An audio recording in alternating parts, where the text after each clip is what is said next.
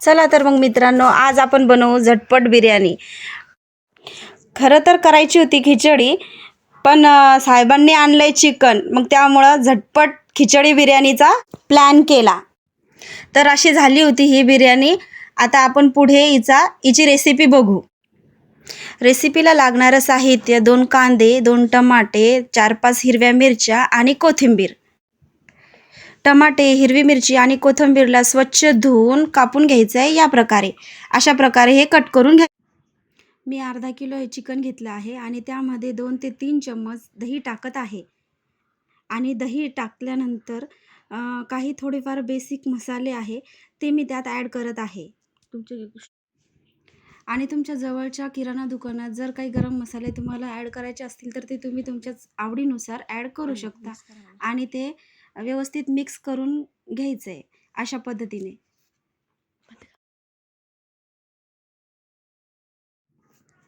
चला तर मग आता आपण करूया गॅस ऑन। आणि मी हे सगळं काही कुकरमध्ये करणार आहे, त्यामुळे मी आता गॅसवरती कुकर ठेवला आहे। त्यामध्ये थोडंसं तेल टाकलं।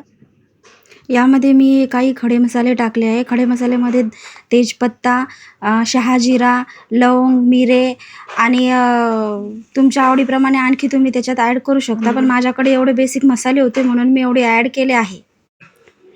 यात आता मी कांदा टाकला आहे आणि हा कांदा थोडासा तांबूस लालसर कलर होईपर्यंत आपण या तेलामध्ये भाजणार आहे, तळणार आहे।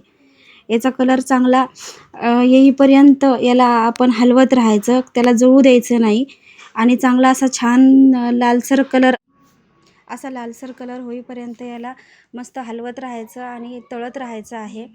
आता याला लालसर कलर हे बघा, आता इथे छान लाल कलर आला आहे, लाल कलर झाला आहे। आता आपण 2 चम्मच अद्रक लसूणची पेस्ट यामध्ये टाकूया आणि त्याला पण चांगलं भाजून घेऊया।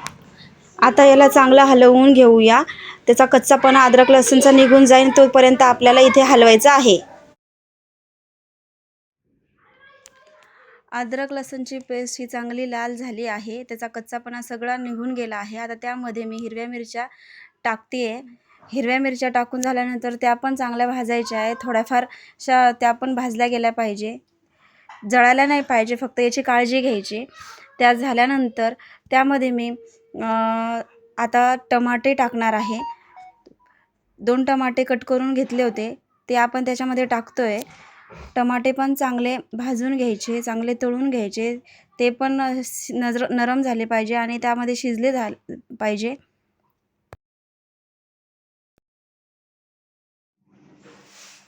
आता त्यामध्ये कोथिंबीर टाकली आहे। कोथिंबीर टाकल्यानंतर व्यवस्थित ते मिक्स करून घ्यायचं आहे, हलवत राहायचं आहे, सारखं चांगलं हलवून घ्यायचं। हलवून झाल्यानंतर त्यामध्ये मी बिर्याणी मसाला आणि प्रवीण मसाला, चटपट अंबारी मसाला टाकला आहे। तुमच्या आवडीप्रमाणे तुम्ही आणखी मसाले ॲड करू शकता, पण माझ्याकडे हे 2 होते मसाले त्यामुळे मी हे टाकले आणि मी खिचडीच्या हिशोबाने पण मसाल्याचा वापर केला आहे। त्यानंतर चवीपुरतं मीठ टाकलं आहे। मीठ घालून छान असं हलवून घ्यायचं आहे, त्याला पूर्ण मसाला आणि ते एकजीव करून घ्यायचं आहे। एकजीव केल्यानंतर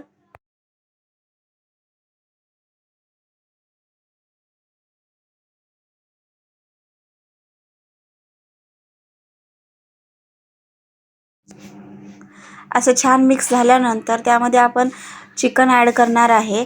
चिकनला दही आणि मसाले लावून जे ठेवलेलं होतं आपण साईडला, ते आपण ॲड करून छान असं हलवून घेतलं आहे। हलवून घेऊन मसाला आणि ते एकदम मिक्स करून घ्यायचं आहे। छान असं अशा पद्धतीनं हलवून घ्यायचं आहे आणि थोडंसं त्याला तसंच कमी मंद गॅसवर होऊ द्यायचं आहे 1-5 मिनिट। छान असं आता चिकन मस्त मसाल्यामध्ये झालं आहे, त्याला तेल पण सुटलं आहे। आता इथे तांदूळ घेतले आहे मी, ते मस्त छान 2-3 पाण्याने स्वच्छ धुवून घ्यायचे, निवडून घ्यायचे।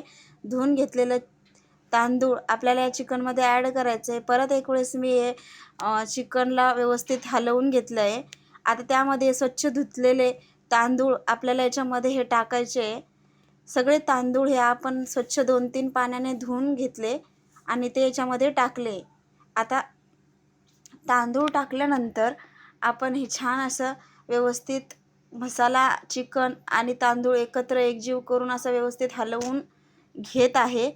आणि हे घेतल्यानंतर आपल्याला यामध्ये पाणी ॲड करायचं आहे. पाणी हे तांदूळ त्यामध्ये भिजतील, पूर्णपणे झाकले जातील असे तांदूळ आपल्याला पाणी आपल्याला त्याच्यामध्ये टाकायचं आहे. आता हे पाणी वगैरे टाकून असं व्यवस्थित झालेलं आहे. याला आपण आता मस्त छान होऊ देणार आहे. त्याच्यासाठी मी झाकण लावून 2 शिट्ट्या होईपर्यंत आपल्याला हे ठेवायचं आहे. चला तर मग आता 2 शिट्ट्या झाल्या आहे. आपण कुकर खोलून बघूया. वाव! एकदम छान आपली अशी मस्त झटपट होणारी खिचडी बिर्याणी तयार झालेली आहे. त्याला एक वेळेस आपण मस्त छान असं खोलून म्हणजे मोकळं करून घेऊया, हलवून घेऊया. हे बघू शकता तुम्ही किती छान मोकळी आणि किती सुंदर खिचडी झाली आहे. आणि त्याला आता आपण सामर्थ्याला टेस्ट करायला देऊ. सामर्थ्य कसं झालं? आजची आपली रेसिपी आपल्याला कशी वाटली कमेंट करा, लाईक अँड सबस्क्राईब करा. थँक्यू.